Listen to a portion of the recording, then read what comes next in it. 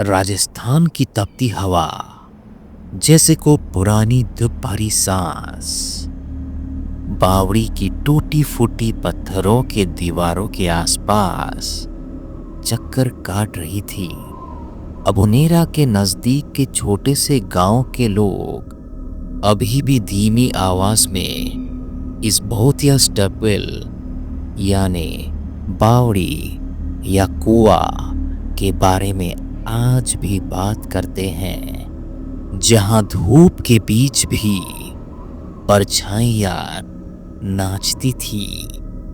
उनका कहना था कि सदियों पहले एक जिन, एक भटकती रूह ने इस बावड़ी को बनाने में मदद की थी। उस रूह के ताकतवर हाथों ने रात के सन्नाटे में गिनती की सीढ़ियों को तराशा था, पर काम कभी पूरा नहीं हुआ। कहा जाता है कि वो रूह आज भी वहीं भटकती है, अपना अधूरा काम ढूंढती। गांव का बूढ़ा आदमी कालू, जिसका चेहरा सूरज की गर्मी और पुरानी कहानियों से बनी झूरियों का झरोका था, हमेशा बच्चों को चेतावनी देता था। शाम के बाद उस बावड़ी के पास मत जाना। उसकी आवाज सूखे पत्ते की तरह घर कराती थी। वो रूह अपने काम को नहीं भूलती। जो अनजान वहां जाते हैं उन्हें वो पसंद नहीं।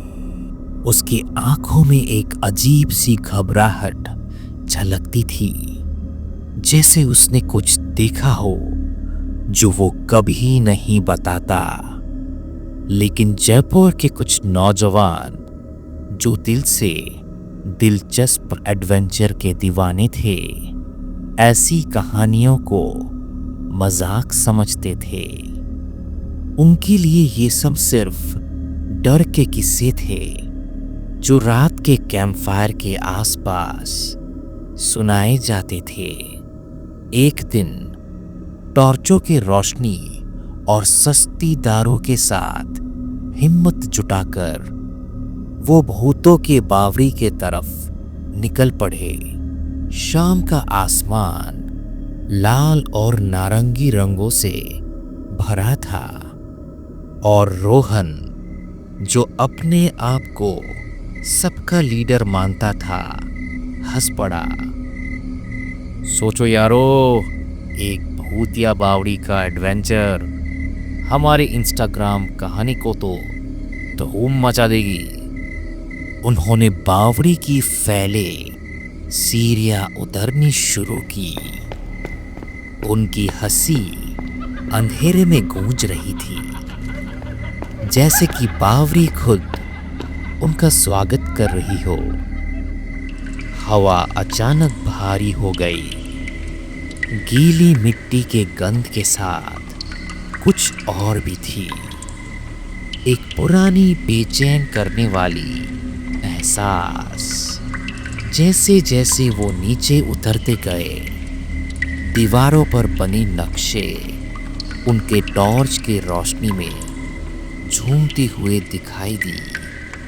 वो नक्शे इतनी पुरानी थी कि लगता था जैसे वक्त उसमें सांस ले रहा हो। तभी एक धीमी सी धप धप की आवाज पत्थरों में गूंजी। ये उनकी कदमों की आवाज नहीं थी, ना ही राजस्थान के किसी जानवर की शरारत।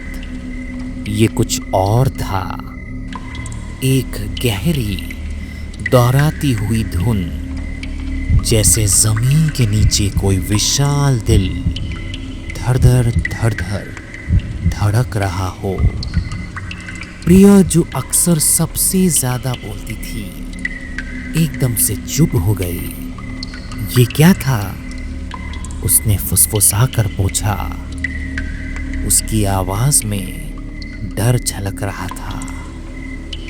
रोहन ने तो बेपरवाही दिखाने की कोशिश की।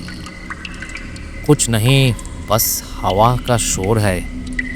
पर उसकी आवाज में वो पहला वाला जोश नहीं था। सबके दिल में एक अजीब सी बेचैनी चुभ रही थी। फिर भी उनकी उत्सुकता ने उन्हें रोका नहीं। वो और नीचे उतरते गए, जहां बावरी का अंधेरा और गहरा होता गया। धप धप की आवाज तेज हो गई और उसके साथ ही एक रगड़ने की आवाज भी शुरू हुई, जैसे कोई अनजान हाथ पत्थर को पत्थर पर घसीट रहा हो। ये वही आवाज थी जिसके बारे में कालू ने बताया था। एक भौतिक निर्माण जो रात के अंधेरे में चलता रहता है। हवा एकदम बर्फ हो गई थी और उनके हड्डियों में एक ठंडी सी सनसनी दौड़ने लगी। ऐसा लग रहा था जैसे कोई भूले बिसरे युग का परछिन प्राणी अंधेरे में छुपकर उनके हर हरकत देख रहा हो।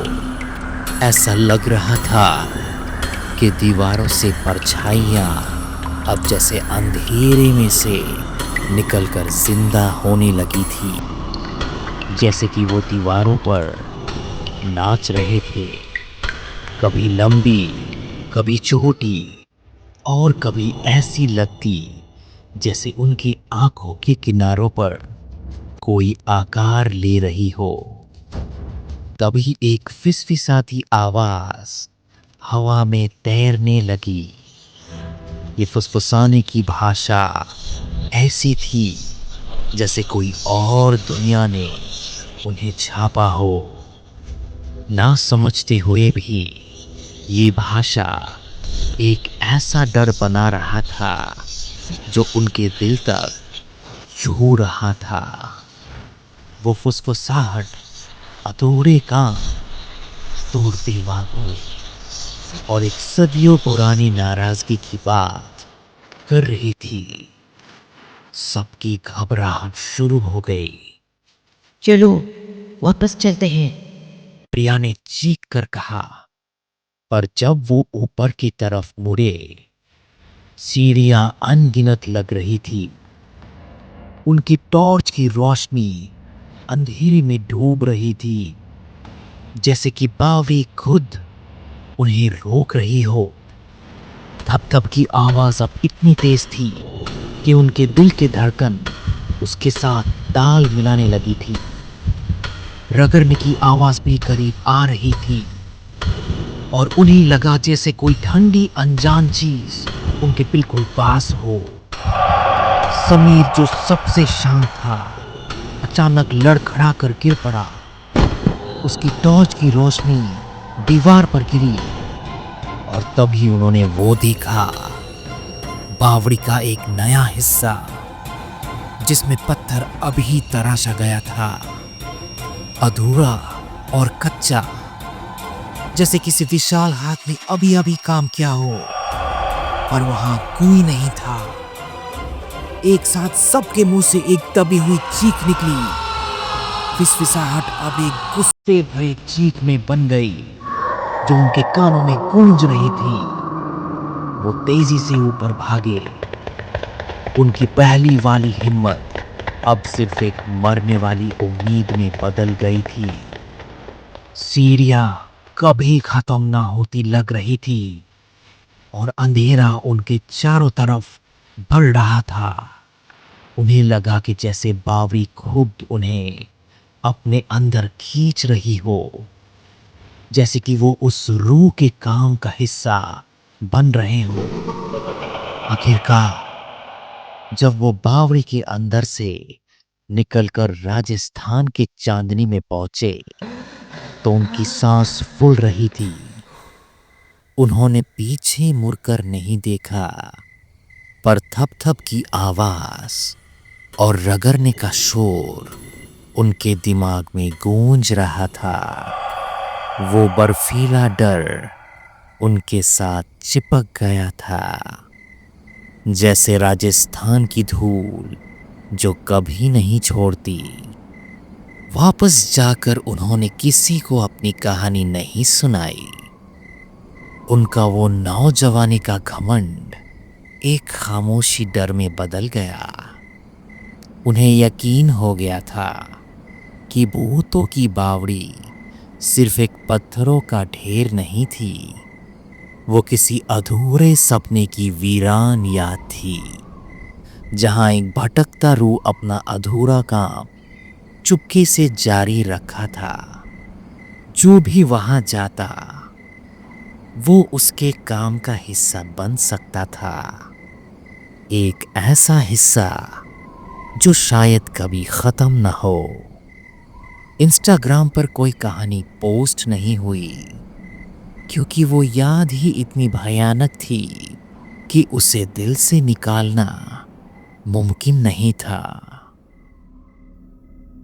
तो दोस्तों, ये थी आज की असली हॉरर कहानी। अगर आपको ये पसंद आई हो तो प्लीज़ लाइक करिए और शेयर करिए। मैं हर सैटरडे और ट्यूसडे आपके लिए ऐसी ही रियल हॉरर स्टोरीज लाता रहूँगा। अगर आपके पास भी कोई ऐसी असली हॉरर कहानी है तो ज़रूर भेजें। और हाँ, मेरे चैनल को सब्सक्राइब करना ना भूलिएगा दोस्तों। आपका प्यार और सपोर्ट मेरे लिए बहुत मायने रखता है। मिलते हैं अगले वीडियो में, तब तक के लिए टेक केयर।